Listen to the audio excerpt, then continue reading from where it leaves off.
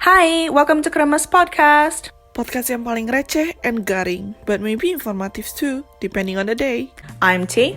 And I'm A. Semoga podcast ini bisa nemenin lo. And hope you enjoy the episode. Hey fam, welcome back to Kremés. My name is T. I've got A with me here as always. Today we're going to do another CURHAT episode. Another DNM. But this particular episode, I wanted to have a conversation with you, A, about the last main episode we talked about, which was getting into an Australian uni, where you and I had just exchanged tips and tricks and advice on how to get into Australian higher education institutions.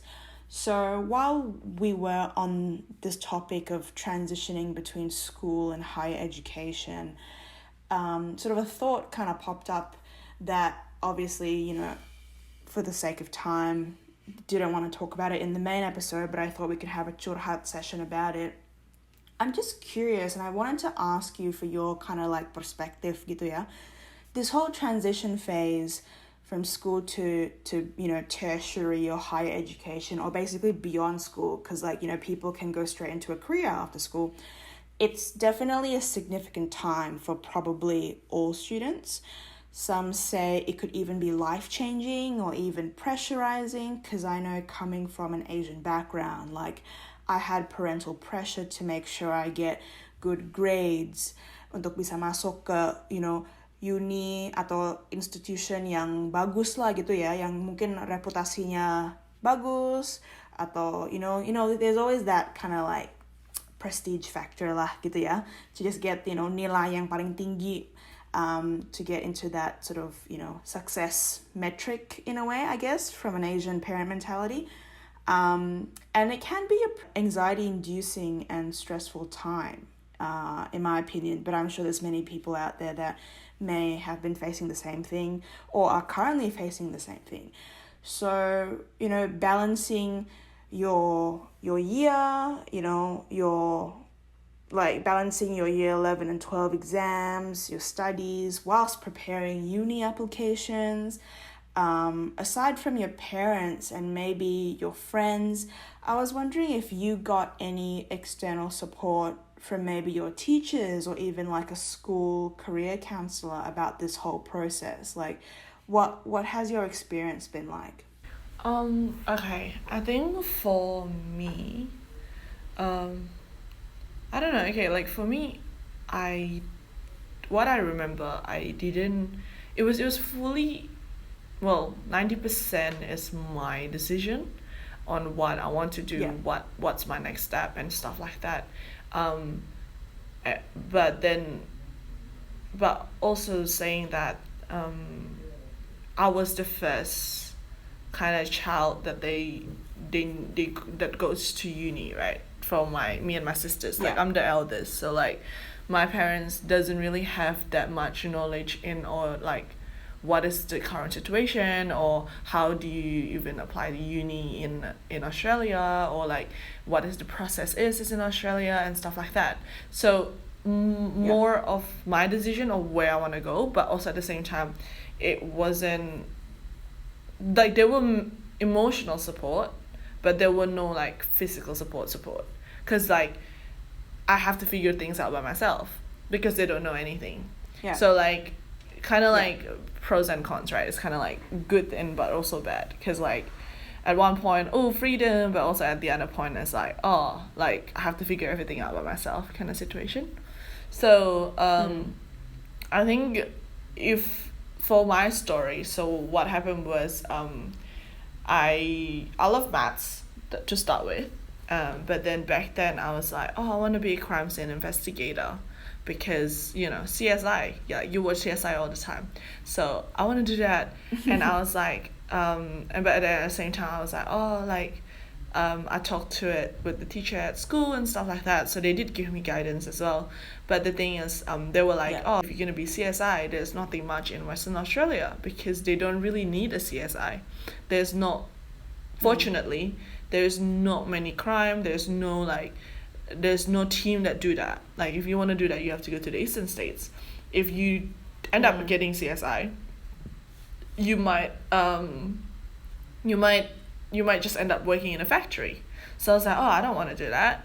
But then again, all of this was conversation between me and my teacher, right? Like, so my parents don't know anything. My parents is in a sense that like, we just want you to have a degree, we want you to do good and figure it out kind of situation. Because I don't know, I think maybe because I'm the oldest, or because of this, like, from the start, like with education and stuff like that, they kind of trust me with it. They know that I'm gonna do my best kind of situation. So they weren't the type of parents that will nag me to do my homework, or they weren't the type of parents that would like, oh, like, don't you have tests, aren't you supposed to be studying and stuff like that, because they kind of like have that level of trust with me, I guess. But because I think it was to a fact that kayak I would cry first before I even tell them I got a bad mark kind of situation, you know, like I would get angry at myself first. Jadi mungkin karena itu juga, jadi kayak there's not much, they don't think about it too much, right? Tapi abis itu it was only until year 11 or year 12, I think, there was like an expo. Jadi kalau di Aussie itu banyak banget expo, which is really cool. Karena like a lot of people from different career and different places, they all like come to this big career expo where all the students can check it out and see what they want to go to, what kind of, and kind of ask questions to the people that are in the industry, right? And I think that's what's so good about Australia. Like each city have that, you know. And until I get to the expo, that's the first time I heard what engineering is. Karena kayak di otak gue tuh masih dulu tuh kayak yang buat jembatan itu kan arsitek gitu loh. But no, like the architect draw it, but engineer build it, you know, like the construction build it kind of situation. So like that was the first time I heard about engineering, and I was like, oh, this is so cool. You get to do maths, but also at the same time there's the people aspect that I love so much. So then that's when I choose to want to go to engineering. But like most of my process, there are some support from other places, but it was mostly like individual. You kind of went on your own, kind of like, you know, you navigated it sort of by yourself. And you kind of go like Google it yourself, or like you kind of ask like a friend about it, but that's about it. Like it's just all you. And I think like and most of the stuff, like even the things that we talk about on the last episode about like the tips and tricks of like putting your preferences and stuff like that, that was just our like common sense. We're like, oh wait, if they're not gonna do this, then maybe we should put this first, you know, or like those stuff. But yeah, I don't know. I think we did have some like those like, oh, this is what your ATAR prediction is gonna be, or like if someone was not doing well, then like the teacher will be like, oh, maybe you should consider to not take that subject and stuff like that, you know. There is that level of that, but apart from that, it just is. But I don't know, how about you, T? How about you when you're coming from Indo, the support? So I guess like one of the reasons why I brought this up was maybe mungkin ini sebagai kayak comparison ya, because obviously you went to high school in Australia, and then you applied, you know, with your Australian ATAR to an Australian uni, whereas I was from Jakarta, an international school with international qualifications, applying to kuliah di Aussie. Mungkin beda gitu karena emang gua punya kualifikasi internasional ya, jadi mungkin kita perlu support lebih ekstra lah gitu, mungkin to maybe help us ease that navigation process. But for me, we actually had a dedicated career counselor. Now, obviously, this is all dependent on what school you go to. You know, like I'm sure that there's career counselors in schools in Australia as well. But like for me, I was in an interesting situation because obviously I was living between Indo and Aussie, like back and forth. I was born in Indo. I did like, you know, TK, SD, a little bit of SMP in Indo, and then I kind of finished my SMP, half of SMA in Aussie, and then I went back to Jakarta and finished my high school in Jakarta. So like I had, I guess, an equal experience of education in both sides. And then when I was in Australia, obviously I got to know of the universities in Australia already from like a limited experience. But for me, like, I still found it really daunting to apply, because I was like, oh, here I am. I was kind of like in a bit of a weird situation, because technically I'm Australian, but I'm not, like, I don't think my chances in applying will be as easy as like any other domestic student, because even though I was technically a domestic student, I had international qualifications, and at that time, like we mentioned before, IB wasn't really well known yet. So I felt a bit of like a fish out of water situation, like kind of like an alien in my own sort of like home, because I was like, oh, am I or am I not? And it was a whole bit of like a identity crisis, or like, you know, some kind of imposter syndrome, because I was like, like, I don't know. So I was actually very grateful that we did have a career counselor at my school who's, I mean, I'm sure she has like another job, but like one of her sole positions for supporting year 11s and 12s is just to purely be there, have office hours for us to come in, and just talk to her about, you know, how we're progressing with our uni applications and our grades, what her advice is in terms of like, okay, if you want to apply untuk engineering, atau kalau you mau jurusan psikologi, you know, here's the subjects you should take and here's the grades you should aim for if you want to go to XYZ uni gitu. So even though I get where you're going, because like I'm the eldest too, I didn't have a lot of, like, my parents obviously didn't study in Australia, so they weren't familiar, and none of my family members have studied engineering before as well, so that's even like, you know, even more kind of like you're on your own kind of thing. And I'm sure that I could have kind of navigated it on my own, kind of trial and error, sink or swim kind of thing. But I'm grateful that I did have a career counselor who not only helped me with like the admin point of view, like the instructions and all that, but also gave me more of an emotional guidance when, like, let's just say I slipped a grade in like my math kind of thing. I was like, oh, it's all over because my predicted math score is terrible. And then she'll be like, oh, you know, here's your alternative options kind of thing. So for me, I was grateful for that support. Because I think also, like, for me, it would have been nice kalau bonyok gua kayak dukungin gua gitu, like, but at the same time, they are my parents, and like, you know, having Asian parents, like, even though I do have a bad grade, I think they're probably going to be like, you know, the way that they're going to react to it is probably going to be a bit more of a worse kind of, like, dampaknya lebih ke negatif daripada positif kayaknya, menurut gue. Kayak, it's just gonna like sort of like affect me emotionally in a negative sense more. It's gonna bug me a bit more than it is probably gonna be anything positive. So I was grateful to have an outsider, if you will, who is not related to me, whose sole job is to just, you know, dukungin gua and just give me advice. So, you know, someone that I can end up, you know, sort of just counting on as just, you know, her only job was to just help me out. So I really kind of appreciated that. So I'm just like, yeah, I'm just sort of just got me interested, because I was like, I'm sure that there are career counselors in schools around, but I wasn't sure how useful they are, because I know people like yourself who would much rather go on it on their own, just discover the whole kind of transition and application process by yourself. And maybe it's because they prefer it that way, or because their counselors are actually not that effective. But I know there's a lot of people out there who do find it effective, myself included. And mungkin itu karena emang kita murid internasional gitu. So I guess it's like, in a way, having like an agent sort of to help you with your application process.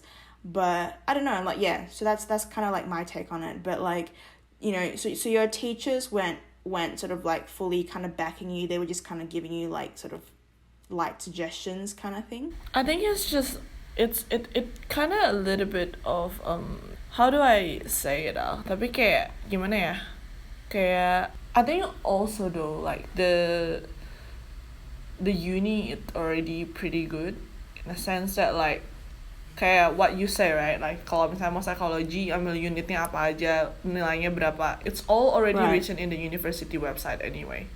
Like there's Right. no like Right. you don't need to like, and we have like the TIS give us a book, right, that has all of the degree in the whole like Western Australia.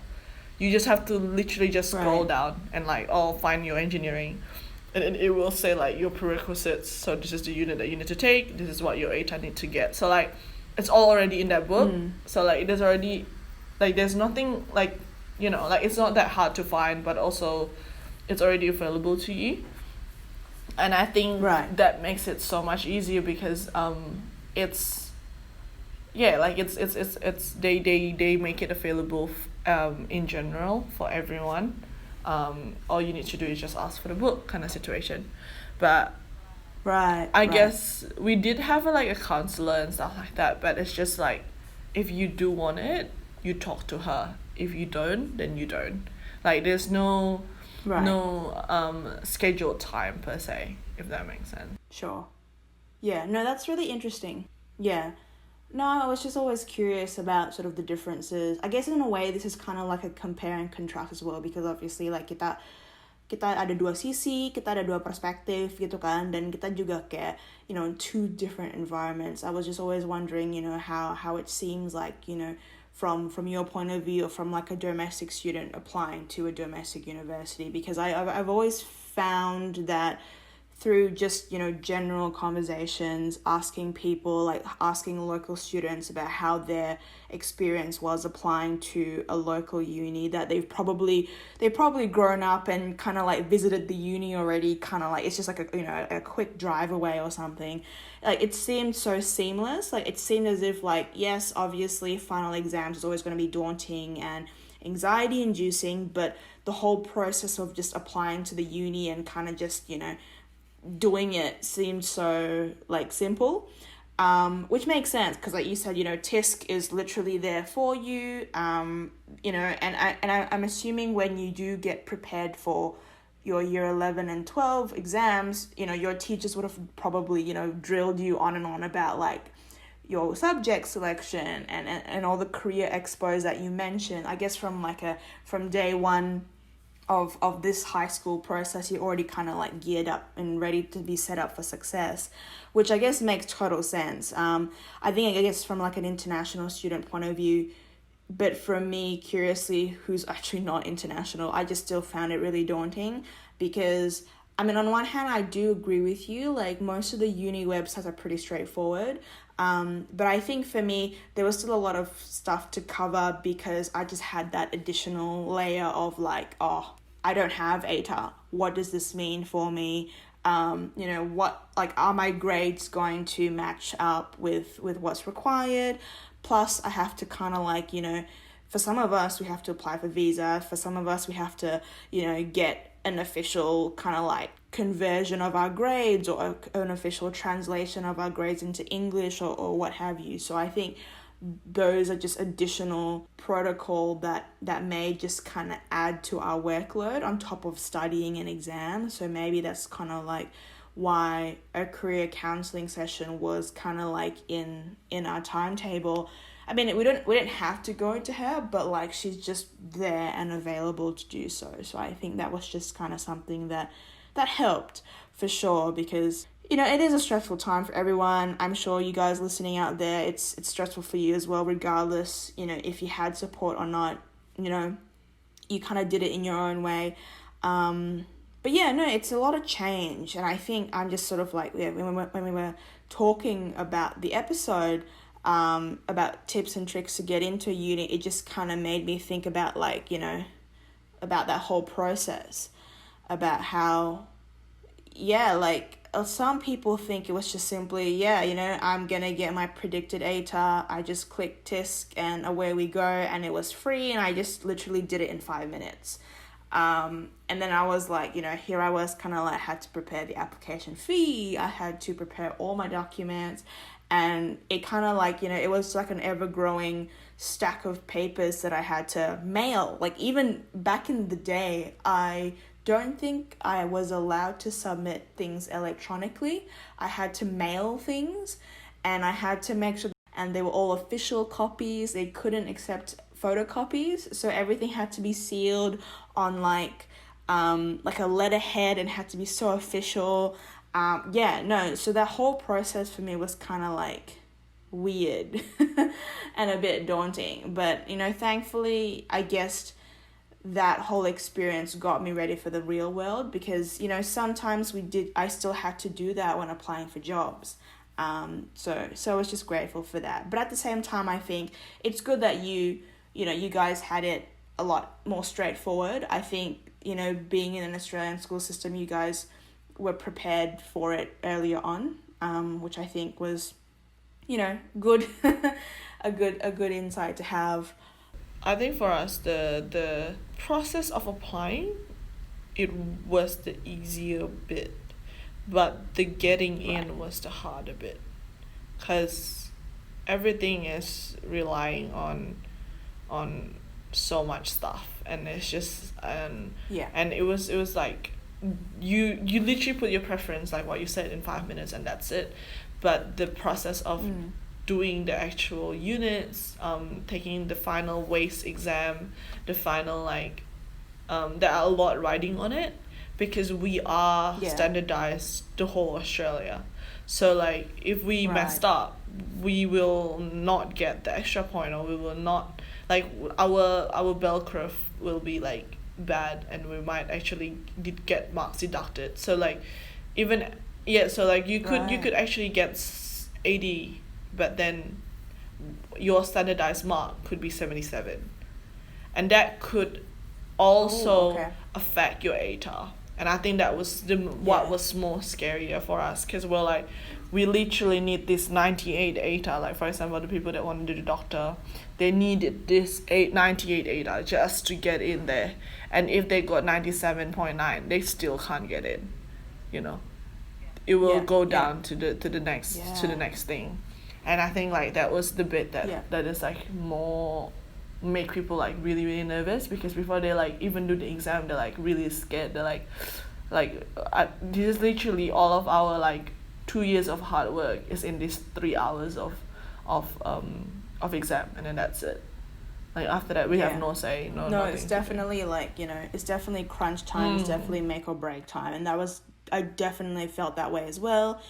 Like just like you have like predicted grades, we have predicted grades that we obviously sent through to the uni so that they could have an indication, if we get a conditional offer or not. But obviously once you get that predicted, you have to do the real actual final thing, and you have to make sure that you get at least equal, if not better, than your predicted grades. And I guess like the whole period was just like, I don't know, I don't remember much of it, because I think it was just a whole huge stressful time. I was like, I know my parents were trying to give me space, and they weren't trying to kind of like talk much about it. They were trying to like make me relax by talking about other things, but still I think like the fact that I don't know, like I mean it sounds really mean now, but like the fact that they were there even just like I know they mean well. They were just there to check on me. They're just there to be like, oh, how's your exam? Or how's your studies going? That kind of thing. It just keeps on reminding me of the fact that not only do I have to, do this for myself and my personal expectations, which were, to be honest, at that time, very kind of like chill, and like I didn't care much.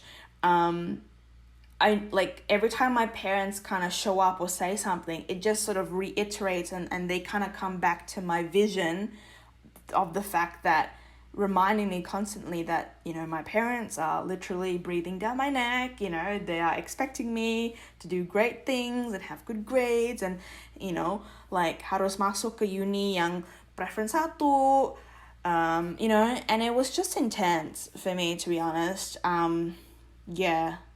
I think aside from that as well, like I think you and I kind of like, we're also the eldest, so we have younger siblings, and there was also that added pressure from me to be like, like, I'm the eldest. I'm technically the role model, you know? Like, if I screw this up, then it's like, how is that gonna look to my siblings, right? Yeah, so kind of grateful that that's all over, and we got through it. I must tell you though, I got lower in my final results than my predicted results. And at that time, it was just earth-shattering. Like, I literally wasn't able to open up to my parents about it.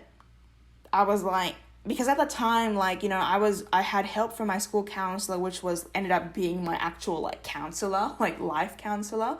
But then, like, you know, we did the final exam, and then straight after final exam, I moved back to Australia. So I got my final results when I was in Australia already. So I was literally just with my family. I had no counselor to talk to or to cry to, basically.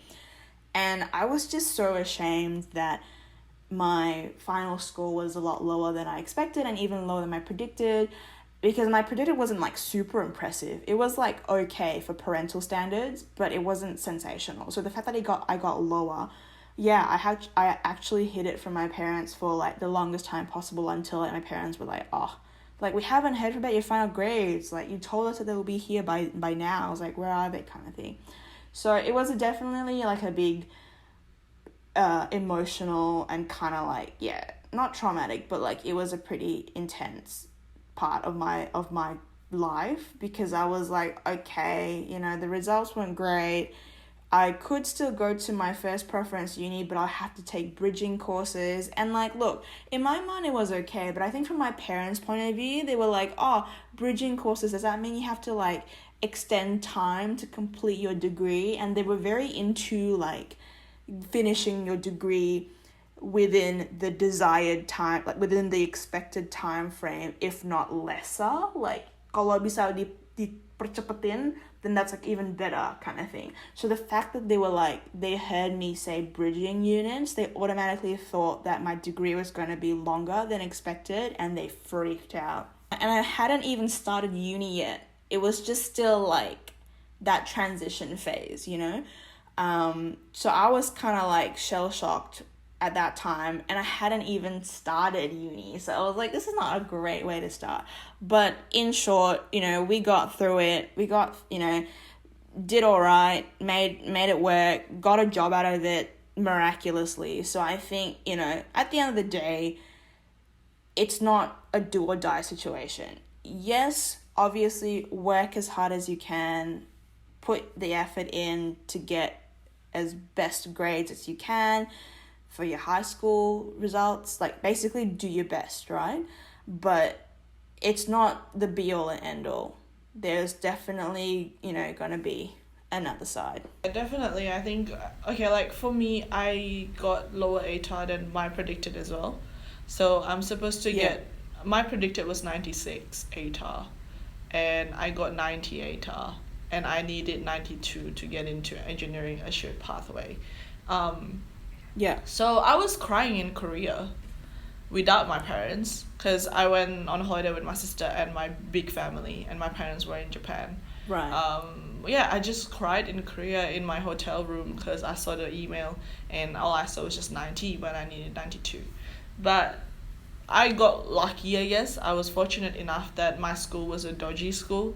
So our university give us an extra 3 points. So I got 93. I just made it. Like, I literally just made it. Nice. And that's the whole reason I got the assured Lucky. pathway. I know, right?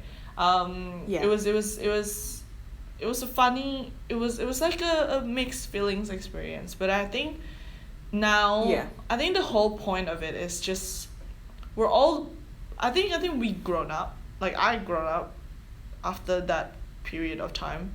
It's been 5 years, right, since we did all this. So like, now I am more aware of how bad it is, and how big the situation was. But the thing was, it wasn't that big. Like, it literally wasn't that big. Because if that day I would have, like, to a point that if I would have get 80 ATAR anyway, I would still get into engineering. I would still be able to do masters. It's just a different pathway. Like I just do Bachelor of Science first, then I just need to make sure that I got 75% average mark, and then I can get into masters. But that's about it, like that's Right. the only difference. And the other difference is the pathway that I did go through was that my average only need to be 65. But even during the uni itself, during the courses itself, you don't want to just aim for 65 anyway. You want to aim for the HD, you want to aim for 75, 80 kind of situation. So like, it's not really that big of a difference, and not really that big of a deal per se, that now I can see it. Yeah. But yeah.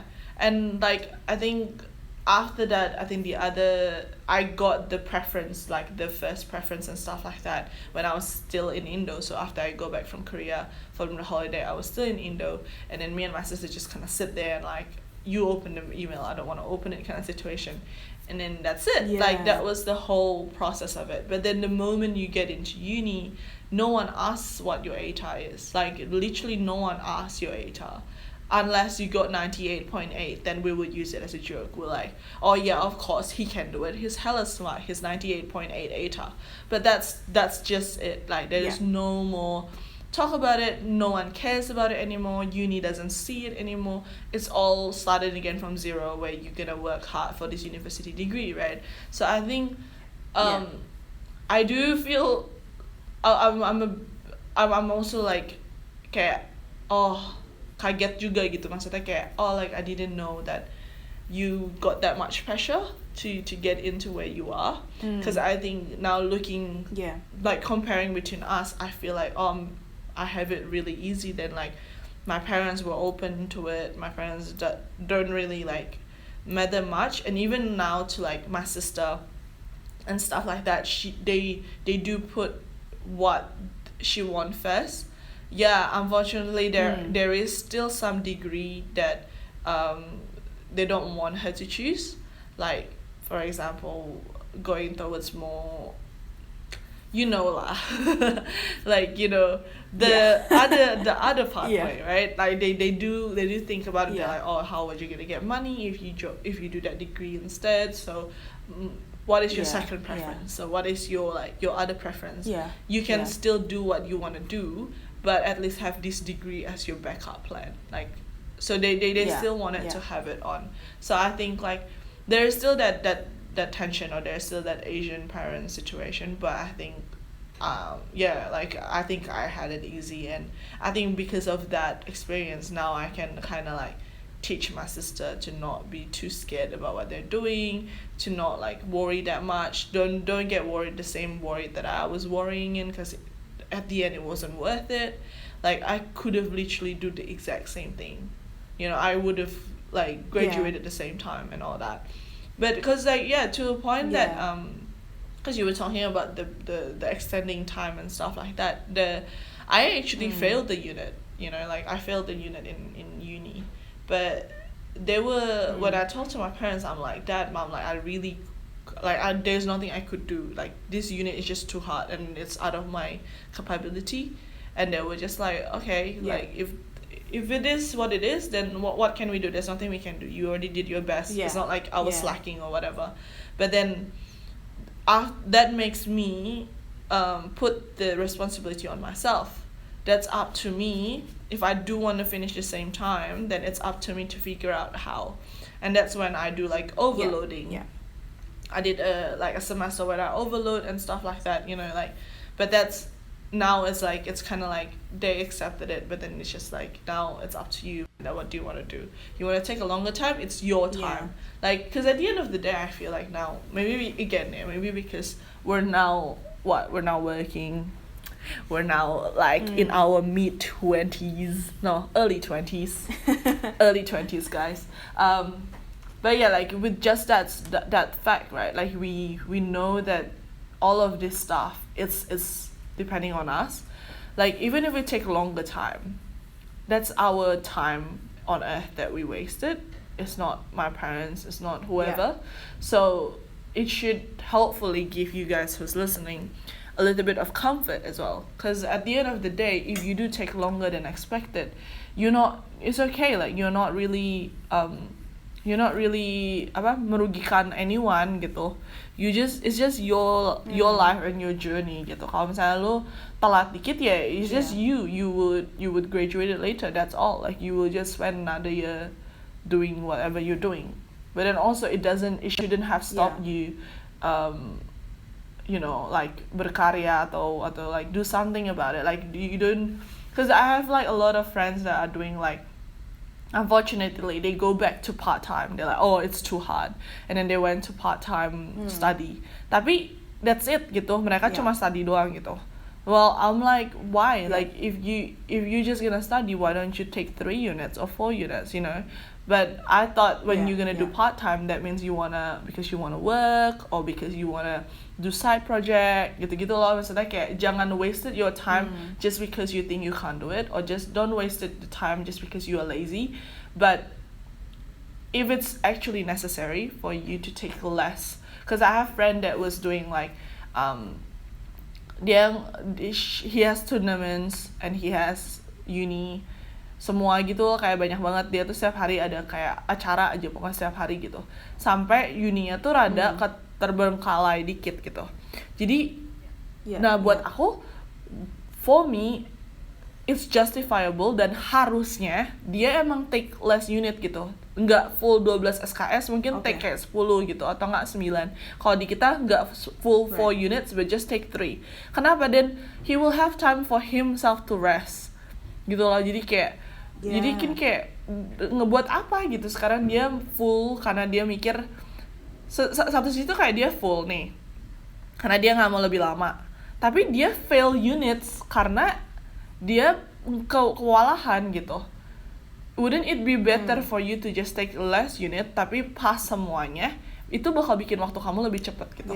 Jadi kayak like I think about the timing and stuff like that, I don't think anyone that's hearing this should be worried about like parents or about other people. It's all about you. And the same thing, like if you think that you are capable, because I have a friend that she started, kan dia kan dari Indo kan, jadi dia mulainya semester 2 instead of semester 1, tapi she knows that she can do it, so she overloaded a lot of semester, and she finished the exact same time that I finished, like 6 months earlier. But then she was okay, like she doesn't have any problems, nothing like that.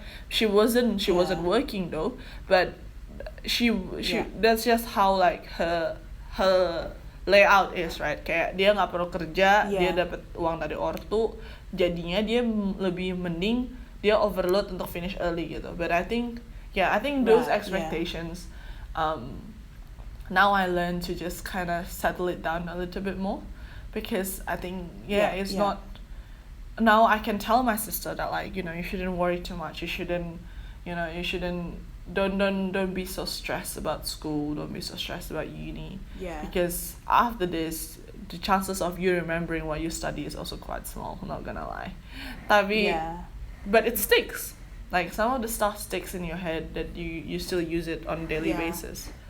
But no, that's really insightful. I think I appreciate your perspective and your advice on this whole thing. I think for me, there's like the key takeaway messages are like, do your best in everything, do the very best you can, put as much effort and quality into it in everything that you do. When it comes to situations like this that seem like the world is ending, and you're completely screwed, like don't feel that way, because you're gonna look back into it, a few years down the track, like you and me, right? 5 years down the track, we look back into it and we feel that's actually not the biggest deal ever. Like, yes, we definitely felt it was a huge, situation back then, but it's definitely not. So don't sweat it too much. You're gonna get through it. It's gonna make you stronger. It's a great learning lesson. You just have to, pick yourself up and move forward and keep going. But also I think, the last, but I guess also the most important takeaway message for me is you do you. Like, yes, your parents are there for a reason. They're meant to be, guiding you through your life to make you make good decisions and to make you a good person in society. But there's only so much that they should be doing. And also transitioning from school to uni, that's when you're kind of like 18. You're transitioning into your own adult, when you start making your own decisions, you start being ready to face your own consequences. They should not be pressurizing you to take jurusan ini, to take kursus ini, to whatever, You make sure that you do what you're passionate in, and what you want to do. I think for me, because I studied engineering and my family has zero career advice or experience in the engineering field, they were, I guess, one hand unfamiliar with this new territory I was coming in, and they were maybe, I guess, also scared for failure, I guess. So they were but instead, they translated that love for me not to fail into making sure that I did everything perfectly and foolproof, and fail-proof myself. But unfortunately, that tough love just got a little bit over I don't know, it's a bit too much love, that it kind of ended up me being pressurized to just have straight A's and whatever. So I guess take your parents' advice by all means, but make sure at the end of the day that you are doing and you are studying and you are choosing what you want to do, I think. So yeah, no, I think that was just a great conversation. I was just you know what, as we were talking about getting into uni, it just sort of popped in my mind about my experiences, with the help of external support as well as my friends and my parents, just this whole weird transition. For those of you who, are currently facing it, we wish you all the best. It's definitely an important milestone, but it's not the be all and end all. If you get, the results you want, perfect. But if you don't, then, it's not going to be the end of the world for sure. And there's going to be so many different interesting opportunities and maybe even lucky moments like what A had that will, change your life for the better, obviously. And for those who have, been through it and it's been a couple of years, I'm sure you guys can agree with us that it was a big deal, but it's also not the biggest deal in the whole wide world. And that, we shouldn't be overstressed too much for it. So yeah, let us know what you guys think about this whole, time period. If you guys want to have, sort of exchange your experiences and stories and maybe other tips, please feel free to sort of get in touch with us. Otherwise, this has been an episode of CURHAT, and we look forward to having you guys back for our future episodes. Thank you so much, guys, for listening. Hopefully we can be the older sister that you don't ask but you need. But yeah, like T said, all the best, and don't forget to put your preference in September if you are in Australia. But we'll see you on our next episodes, and hopefully you guys all like this heart-to-heart talk. Bye! Thank you for listening! Jangan lupa like, comment, and subscribe, and share it with your friends. I'd love to hear from you. Please reach out with your comments, stories, and even questions on what we should talk about. See you in the next episode. Bye! Dah!